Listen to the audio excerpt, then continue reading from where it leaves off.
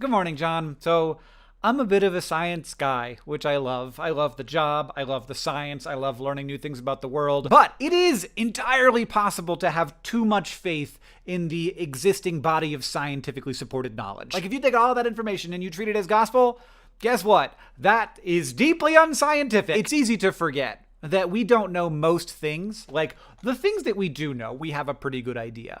Now, there are some of those things that we do know that might turn out to be a little bit wrong or all the way wrong. It's pretty unlikely. But mostly what we have is stuff that we just don't know about at all. Many times in history, people have had diseases that doctors were like, you don't have a disease. And then it turned out they just didn't know about that disease. That is happening in doctors' offices right now. Like, that's a limitation that we have. But I want to talk about a thing that bugs me. When faced with the reality of the fallibility of scientific knowledge, a lot of people will go looking for alternatives. And those alternatives might be valuable, but they exist outside of the constraints of science. And so they can, and often do, kind of just claim stuff, and they tend to claim things that kind of vibe with people's perspectives and emotions rather than vibing with reality. We need to be on the lookout for when different sets of rules are being applied to different systems. In our guts, we're going to be much more frustrated when science gets something wrong, because our society does rightfully herald its accuracy, and also because of that, science has a lot of power in our society. When alternatives are wrong, though, it's a little bit like when AFC Wimbledon loses. It's like, well, yeah,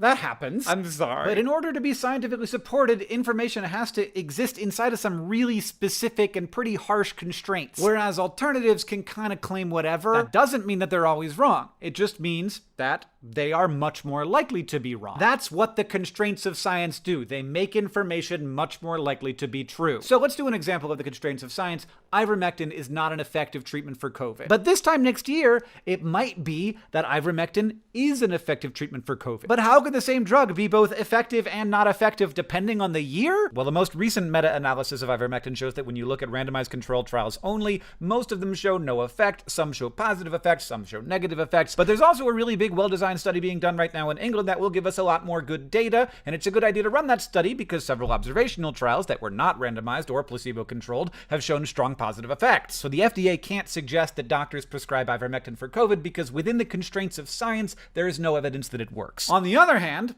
anyone in the world can get on cable news and shout that the FDA is holding ivermectin back from patients who are needlessly suffering because they are not operating under the same constraint. Being wrong on cable news isn't illegal. In fact, it appears to be encouraged. Now, there are also people who will hear the FDA say ivermectin is not an effective treatment for COVID, and they will turn that into ivermectin is bad and dangerous and you want to give my grandma horse dewormer. And that is not a problem of over-trusting science. That is a problem of misunderstanding science. This is one of the billions of things that we don't know yet, but we are using science to find out. So let's do the research, let's do it properly, let's do it carefully, and in the meantime, let's try and keep people from taking their dog's heartworm medication. If we don't do this methodically, we might end up trusting data that is later proven to be false, as happened with the most widely publicized paper showing ivermectin's efficacy, which was recently retracted. So yes, you can put too much faith in science. It is not always right,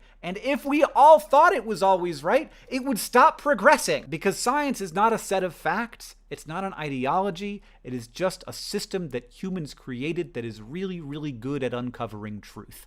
John, I'll see you on Tuesday.